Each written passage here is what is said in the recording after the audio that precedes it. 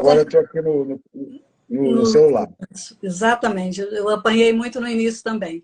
Muito bem, Antônio, seja bem-vindo. Fiz uma breve apresentação sua, mas gostaria que você se apresentasse. Seja bem-vindo, fiquei muito feliz de você ter aceito o meu convite, muito em cima da hora, mas que me deu muito prazer, porque você é um mestre nessa área e eu quero aprender muito com você, como todos que estão aqui conosco. A palavra é tua. Muito obrigado aí pela parte que me toca, né? Eu apenas sou estudioso do assunto, né? Eu comecei a estudar a síndrome em 2016. Eu sou psicólogo, neuropsicólogo, tenho especialização na área corporativa, né? E mestre em psicologia clínica da saúde, hoje, enfim, né? Com certeza conseguimos cruzar a bandeirada final. Mas estou muito feliz de participar com você. Eu que agradeço, viu, Pedrinho? Você é um ícone da nossa turma aí de mestre em psicologia, né? E estou aqui para ajudar. Se puder esclarecer. Muito bem. Nós vamos conversar sobre, você viu, né? Nosso diálogo vai ser um diálogo que vai ser mais você falando mesmo, porque o pessoal já me ouviu bastante aqui, né?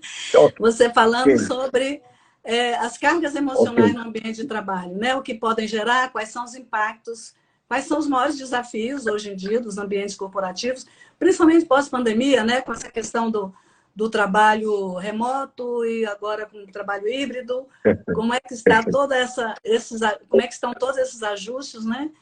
E como se origina a síndrome de Burnout, né? Olha, no primeiro momento, estão me ouvindo bem? Sim, me ouvindo bem? Muito bem. No primeiro momento, definir cargas emocionais, né? Porque cargas emocionais elas podem ser positivas ou negativas, né? Então, eu acredito que estejam falando de cargas emocionais que causam tempero, mal, né? Que prejudicam o dia a dia do colaborador, concorda? Um adoecimento. Então, o adoecimento. Então, a síndrome de burnout, hoje, ela já está mais falada. Em 2016, até 2019, você ainda não encontrava nenhum tipo de bibliografia específica. Hoje já tem bastante. Alguns acertos, outros desacertos. Eu costumo dizer que o burnout ele é uma doença laboral, 100% na área do ambiente de trabalho.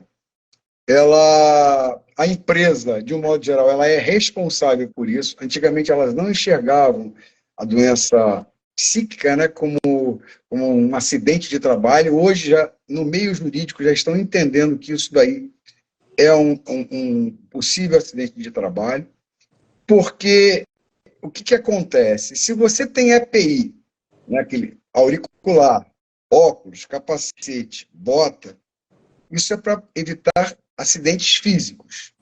Por que não criar EPIs mentais? Não é isso? Se você quebra um braço e não está impedido de trabalhar ou de exercer qualquer tipo de atividade burocrática, o pessoal olha para o gesso e fala, esse cara quebrou o braço. Como identificar uma pessoa que está sendo acometida por esse mal silencioso? Que é o tema do meu livro, né? Síndrome de Burnout, uma ameaça invisível no trabalho. Então, é complicado, porque as empresas até então entendiam que era estresse, e é diferente de estresse. É um estresse crônico. O estresse ocupacional não ocorre de segunda a sexta todo mês, ele ocorre em momentos separados. Quando você tem a aglutinação desses estresses, ele vai gerar lá na ponta, e não acontece de um dia para o outro, uma carga enorme, e a pessoa vai ficando ausente do trabalho, trata com certo cinismo, entendeu? Não acomete a família no final de semana, porque sobra para a família, se o cara for casado, se a moça for casada, eles não vai querer aproveitar a vida, entra em depressão e sugere, no final, até casos de suicídio. Né? Hoje é muito fácil, né, você enxergar isso, porque foram várias batalhas travadas. Eu não tenho o menor pudor em dizer que eu tive a síndrome de burnout, eu fui afastado, aí já entra um outro problema, né, porque a síndrome de burnout, até então, ela não pede notificação compulsória. Por quê? segundo, que se diz, só as doenças transmissíveis, né? Aquilo que você pega, uma gripe, uma rubéola, ou uma doença que você contraiu por um ambiente químico não muito precavido. Hoje, as pessoas estão dizendo o seguinte: se o entusiasmo corporativo afeta positivamente os colaboradores, a falta dele também afeta. Um ambiente frio, onde não tem a meritocracia, onde não tem o reconhecimento, onde as pessoas não se cumprimentam, vai afetar. O ser humano diz o seguinte: de segunda a quinta eu estou infeliz, sexta-feira é o happy hour.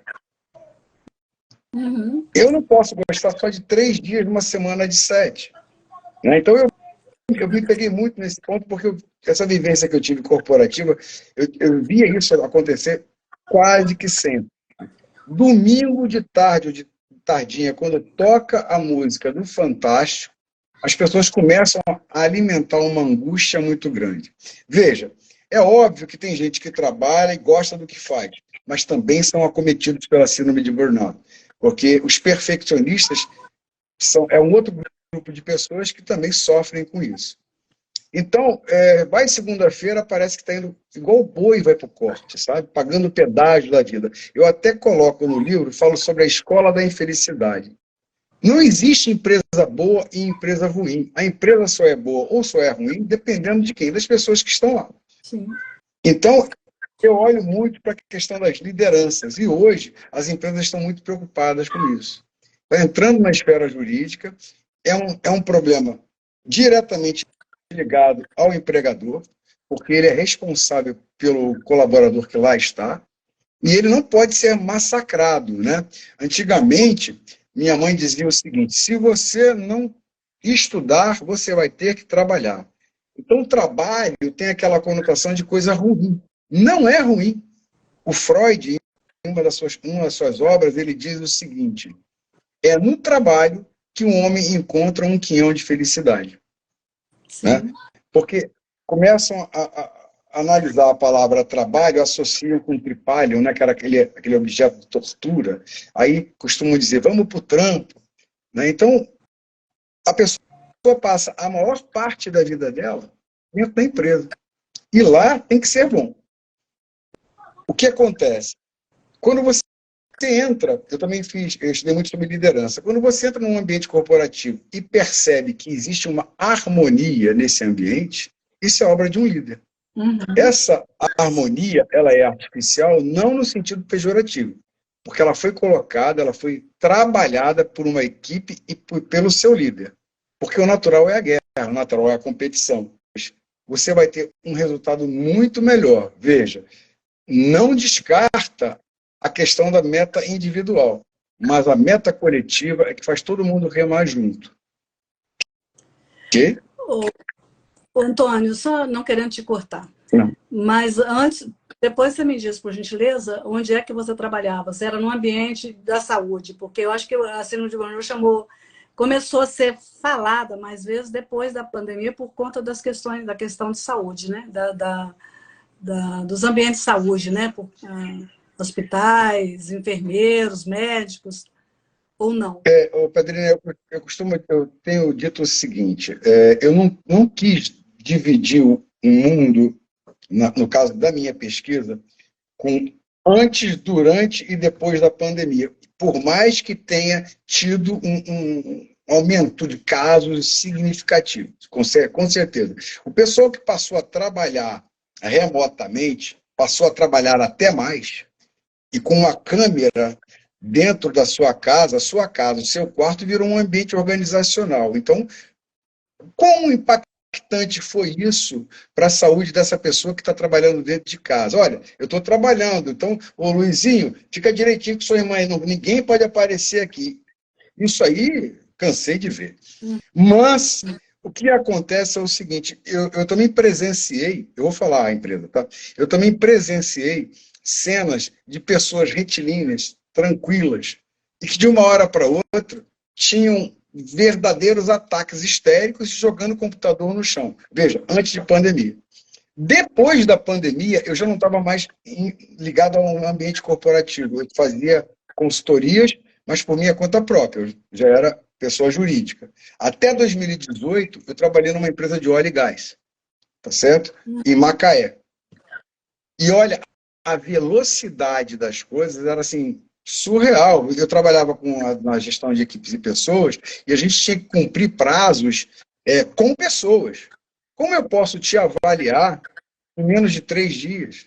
Como eu posso lhe contratar em menos de 3 dias? Um mês eu já acho que não é suficiente, mas tinha a necessidade de rapidez. Tinha a questão da, olha, eu preciso cumprir o contrato. E com isso, o ser humano ficava de lado.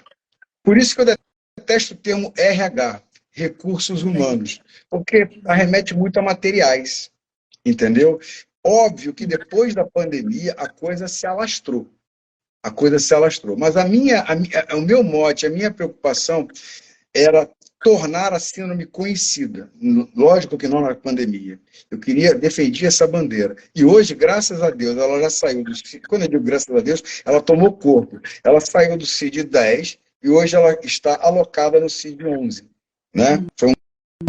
Você hoje, quando você afastava a pessoa CID-10, era tudo menos burnout. E hoje ela já ganha corpo. As empresas hoje que estão dando mais importância ao ativo prioritário, que é o ser humano, estão fazendo um golaço. E vão vender mais. Por quê? Pessoas felizes entregam mais, consequentemente, trabalham correto e não vão para o trabalho triste. Verdade. Esse é o ponto. Eu uso uma metáfora, Pedrinha, muito interessante, que é a metáfora do elástico. O elástico de dinheiro, esse elástico aqui, ó. Esse elástico aqui, ele está novinho, ó. Como é que você identifica o burnout? Esse elástico está novinho. Então, quando você faz pressão para cá e para cá, ele vai e volta. Vai e volta. Eu diria que esse cara aqui, esse funcionário, esse colaborador, essa pessoa, ele não está burnoutado, se é que existe esse termo, eu costumo dizer isso. Agora, com o estresse, você vai acumulando aquele estresse, vai ruminando aquele sentimento ruim, dia a dia, mês a mês. Não tem tempo, não. Tá? Tem uns que aparecem mais cedo, outros aparecem lá para um ano. Esse elástico aqui, ó, perdeu a pressão. Esse é o burnout. E tem uma outra história que eu também conto no livro, que é a seguinte, outra metáfora. É sobre o aquário. O aquário, você tem uma comunidade de peixe. O aquário seria a empresa, a água, a ambiência organizacional e os peixes, os colaboradores. Quando o peixe adoece, o que tratar primeiro? A água ou o peixe? A água. Perfeito. Porque o burnout não pode ser entendido de uma maneira individualizada. Por isso que uma pessoa vai passando para outra, veja, não contamina dessa maneira, porque eu vi isso acontecer. Eu também cuidava da responsabilidade social. Eu vi meninos que tinham síndrome de Down, autistas, que trabalhavam com a gente, estavam extremamente esgotados, extremamente angustiados, porque não recebiam aquela reciprocidade da empresa. Eles tinham um choque. Eu entrei nessa empresa que é maravilhosa e, no entanto, não acontece nada disso. Fachada.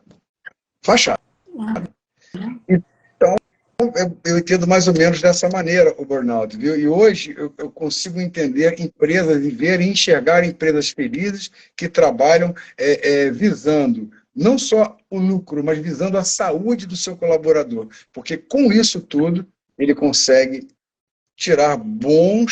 colher bons frutos, colher bons resultados, e a empresa vai prosperar, não tenha dúvida disso. Eu trabalhei muitos anos, minha vida inteira praticamente, com gestão de pessoas, né? Na área federal. E em alguns lugares nós tivemos iniciativas fantásticas.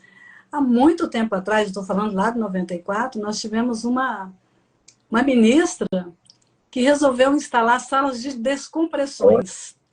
São ambientes onde as pessoas, no momento de estresse, poderiam ir lá relaxar. Claro que tinha uma regra, não era assim para ficar o dia inteiro, né?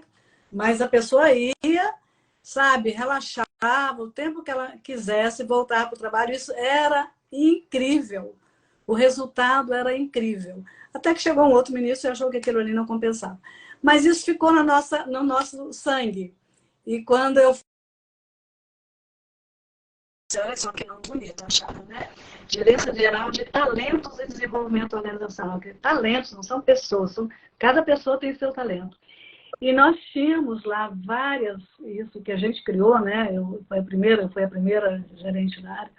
Nós criamos várias alternativas e estratégias para que as pessoas não ficassem num nível de estresse tão grande ou que não gostassem da empresa. Nós tínhamos várias dinâmicas. Então, era um ambiente muito gostoso, porque todos amavam o local. Era uma empresa, os órgãos reguladores eram novos, né? Então, era muito bom. Mas por quê? Você enxerga a pessoa como pessoa. E lógico que naquela época você fazia vários cursos e via que outras empresas, como na época a Johnson e outras grandes também, tinham essa preocupação. E depois, por alguma razão, parece que o dinheiro começou a ter mais importância que qualquer outra coisa. E aí a gente viu aparecer muitos adoecimentos por conta das questões emocionais. Né? Elas são, não necessariamente são oriundas no trabalho. Né? Às vezes elas são oriundas lá fora, mas vem para o trabalho, a menor pressão, ela se estressa. Ela não aguenta, porque soma tudo. Então, quando eu falo as cargas emocionais no trabalho, é porque eu acho que junta. Você não consegue ser um ser humano só social, um ser humano só família, um ser humano só pessoal, um ser humano só trabalho. As barreiras são muito tênues. Por mais que a gente diga, olha, você tem que deixar o trabalho lá fora, às vezes, para algumas pessoas, isso é muito difícil.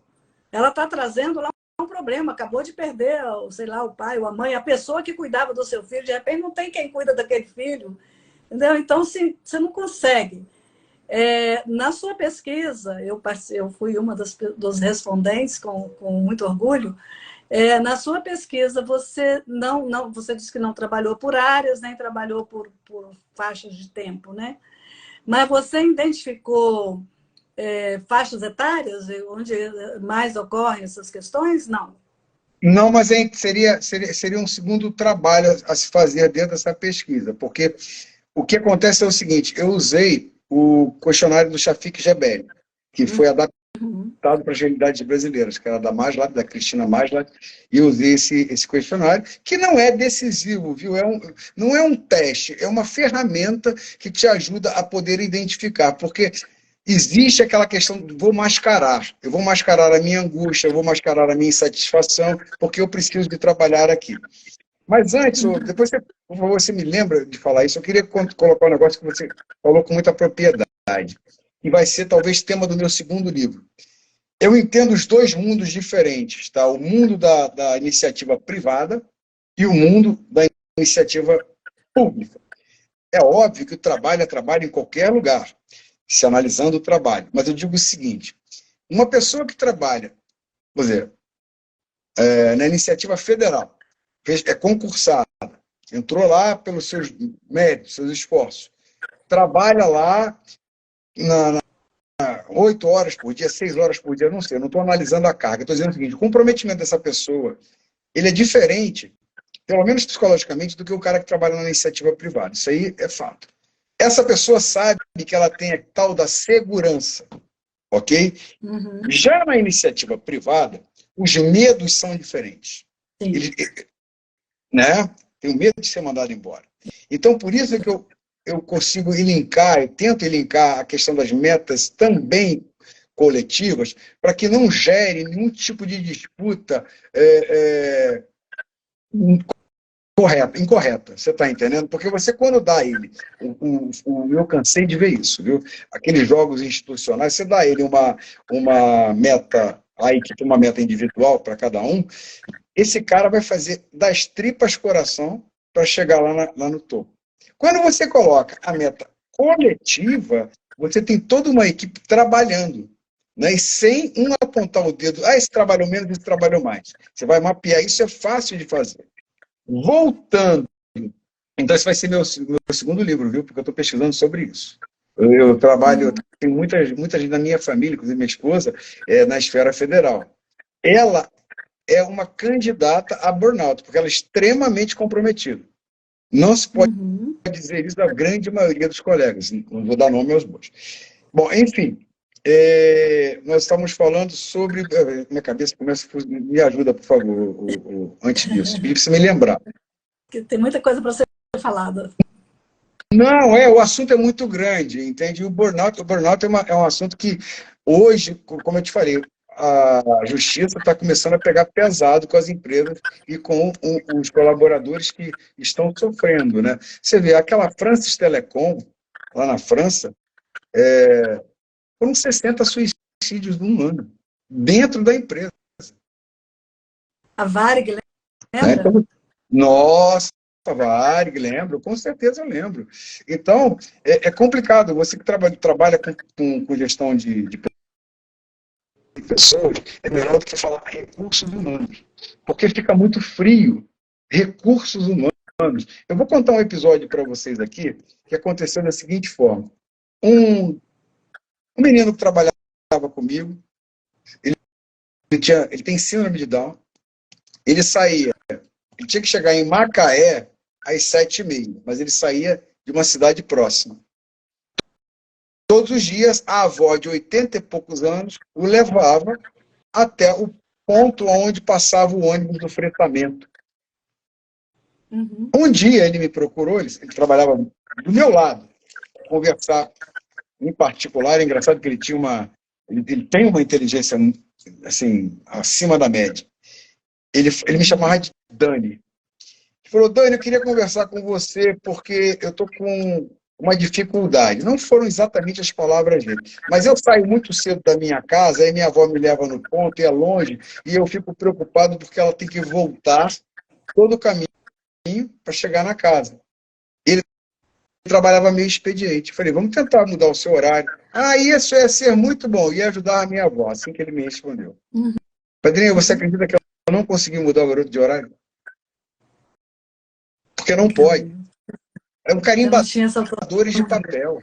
Carimbadores de papel. Então, em 2016, eu estaria viajando. Viajei, de fato, fui fazer uma viagem para fora.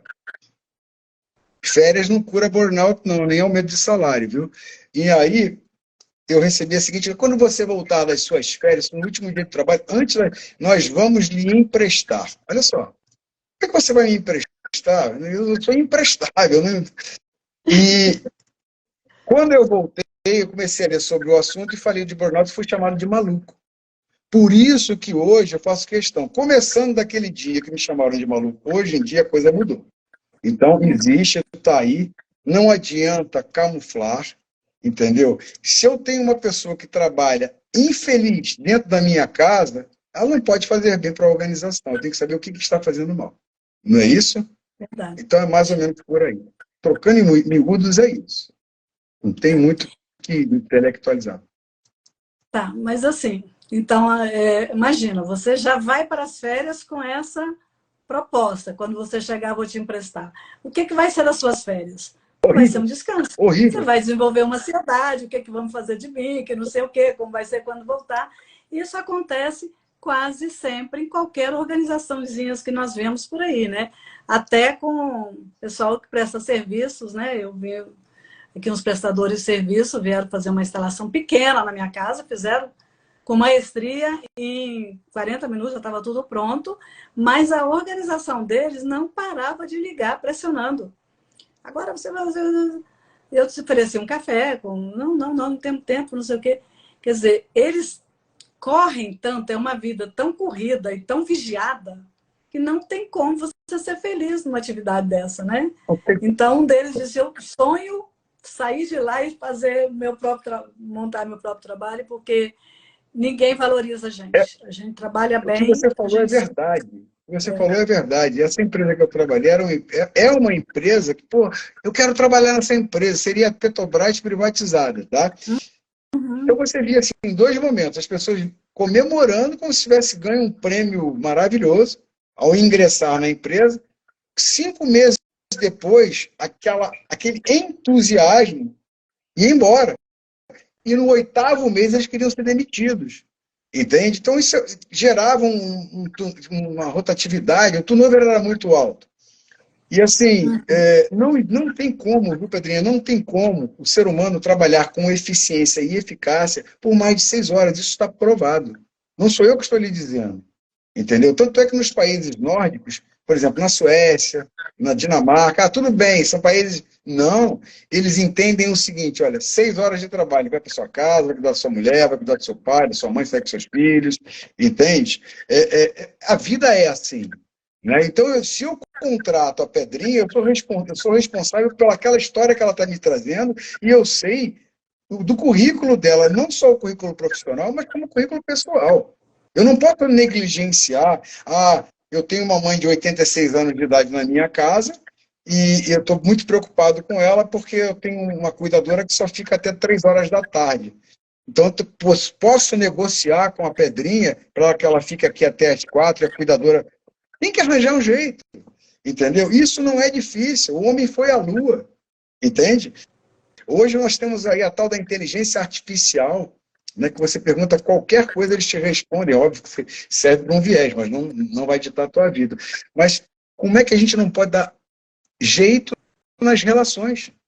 Nós somos psicólogos. Nós trabalhamos com a alma, com o coração, com o funcionamento e com o equilíbrio.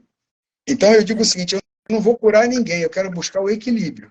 E se começar a desequilibrar, a gente volta a fazer de novo. É assim que acontece. Lembrando sua esposa, ela lembrou aí que os estudantes também sofrem com a síndrome. Nossa.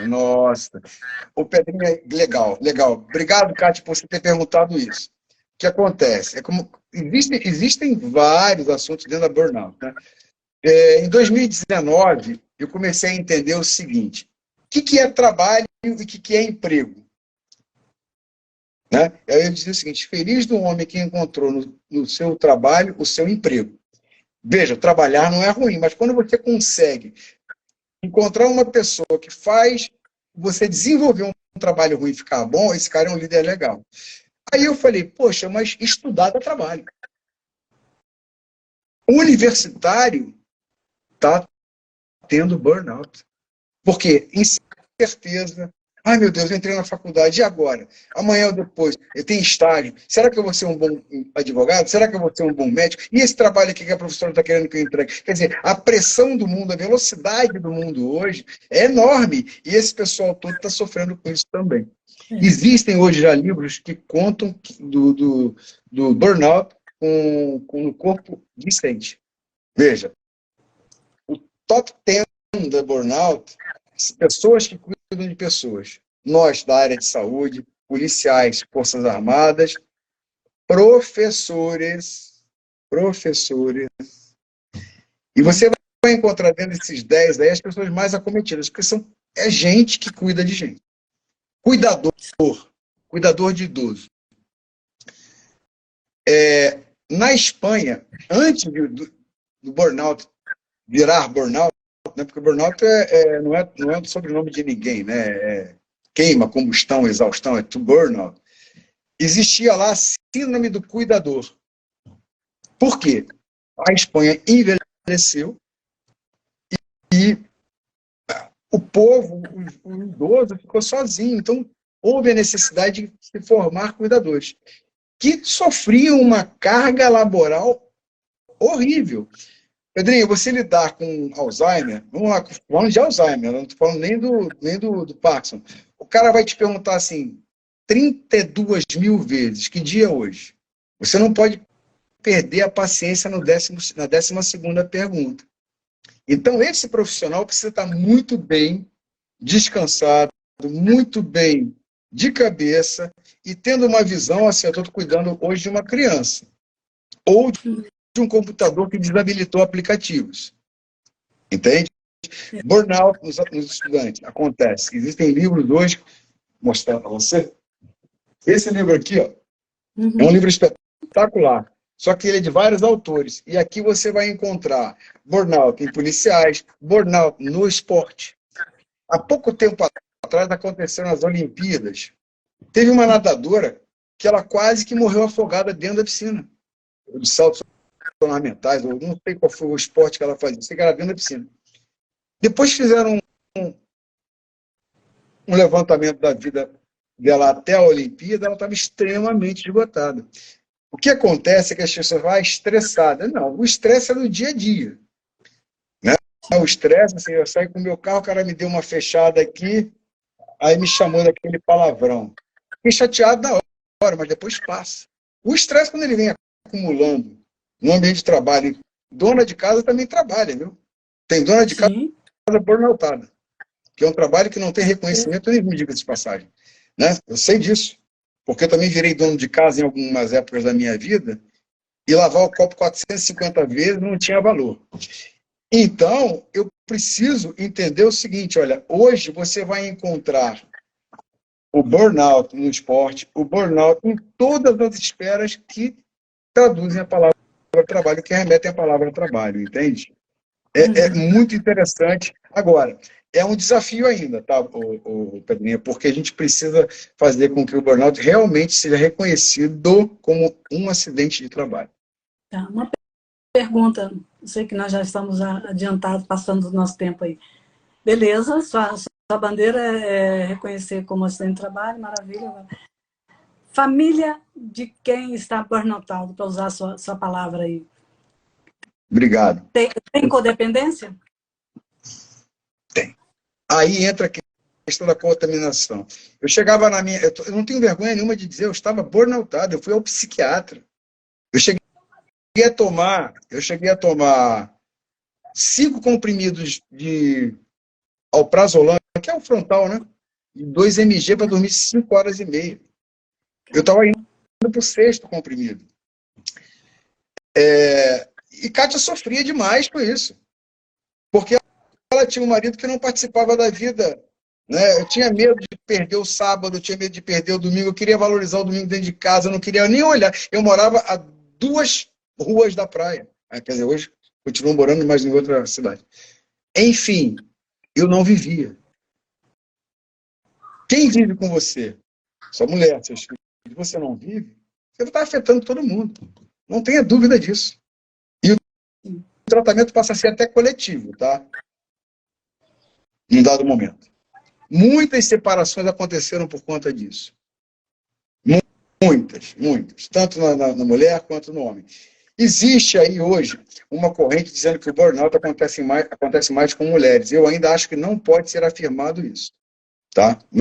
Não pode ser afirmado isso, porque o homem também mudou. Entendeu? É uma doença que às vezes o homem não é tão forte como parece que é. Isso aí depende, varia de pessoa para pessoa. Entendeu? Mas quando você percebeu os sinais, já está na hora de começar a ligar o botão da luz vermelha. E pedir ajuda, né? Exatamente. E muito bem, meu amigo. Tornando-a conhecida. Mais conhecida. Isso. Quanto mais nós falarmos sobre o assunto, melhor, mais as autoridades vão ficar sensibilizadas, né? Com certeza. Você gostaria de acrescentar mais alguma coisa? Não, eu gostaria... me coloco à sua disposição para quaisquer outros tipos de assunto, né? Eu sou meio socrático, né? Eu só sei que nada sei.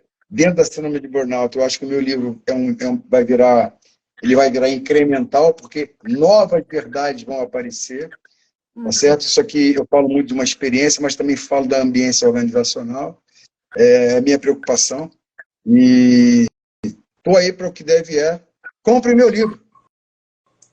Com certeza, isso aí, tem que vender bastante esse livro. E está na Amazon. Uma hora nós vamos conversar sobre estilo de vida, que eu acho que você encontrou a sua saída pelo estilo de vida. Não tem. E aí nós vamos ter uma conversa especial sobre isso, porque como a série é sobre bem-estar, e nós vamos falar tudo que leva ao bem-estar, inclusive estilo de vida, que é uma das coisas fundamentais que a gente tem que estar abraçando o tempo todo. Meus amores, muito grata a todos que estão aqui. Um grande abraço para todos. Um abraço, meu amigo, por ter aceito. Grande beijo. Que Deus te abençoe. Beijo para todos. Obrigada. Tchau, gente.